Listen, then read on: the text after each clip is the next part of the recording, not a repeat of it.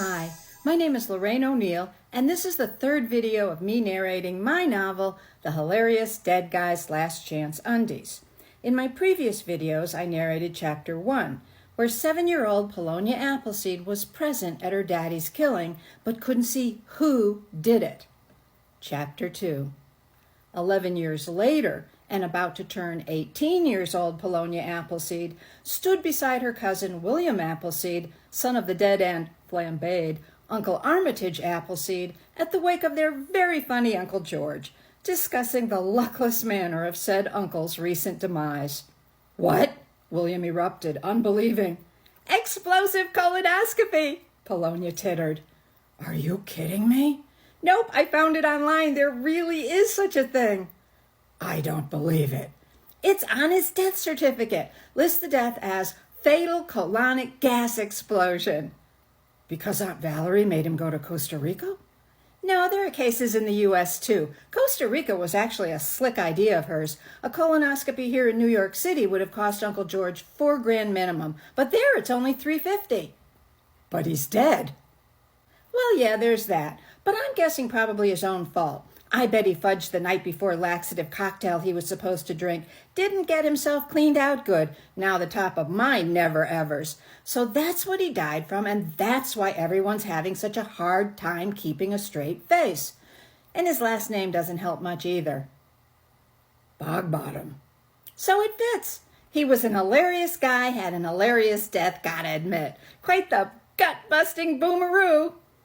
William looked at the wake's assembled mourners and did detect the desperately squelched odd snigger or two. "So Uncle George died from a fart?" William inhaled sharply. "The anaconda hemorrhoid of megafarts, I'll bet," Polonia sniffed. "Appropriate, seeing as how he was such a toot himself." "At least he went out with a bang in the end," William wisecracked, not knowing he was the 10th person at the wake to make that joke. Both Polonia and William heard the effete but crackly voice of their newly widowed Aunt Valerie reverberate across the assemblage in an unrelenting charm offensive. Aunt Valerie was a veritable presence in her somewhat unconvincing sorrow, holding court in nearly regal fashion, accepting condolences, smoothing her vintage haute couture Chanel suit over her perfect frame. Though her face was pinched, it displayed nowhere near her 45 years, due to a plethora of pharmacologic and surgical ministrations not from Costa Rica.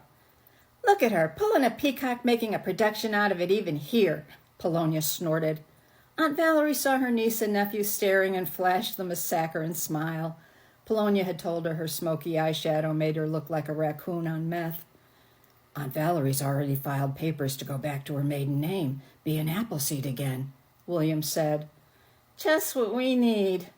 "You're still moving out, aren't you, Paul?" he asked. "Yep, get my trust fund tomorrow." "I always thought Uncle George and Aunt Valerie would have gotten that away from you. Frankly, I assumed your trust was the only reason they took you in at all after your dad was murdered." "Ha! With her champagne taste and his beer budget, they did try to get it, repeatedly. But it was court protected, by law.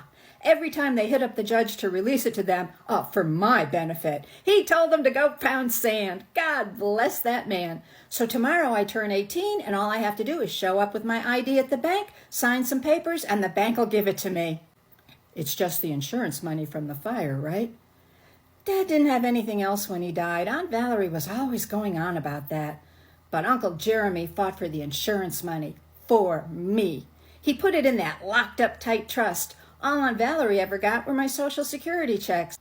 Polonia looked down at her scuffed shoes, her strategically situated, to hide a hole, puffballed sweater, and her dowdy old steel blue skirt, the best she'd been able to come up with. She surveyed her cousin, assessing how terribly far the differences between them were. William was 10 years older than her, back when their fathers were killed, about her age now. He was tall, manicured, and broad-shouldered, with the well-placed Appleseed cheekbones she had somehow missed out on.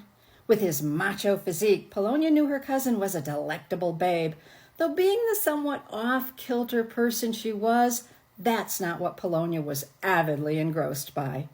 It was his suit. William's obligatory funeral suit was a muted, conservative charcoal gray with polished ochre silk serge lining, unerringly bought from some impeccable Park Avenue shop, making him very New York. Her outfit was from the bargain bin of a Brooklyn Goodwill store.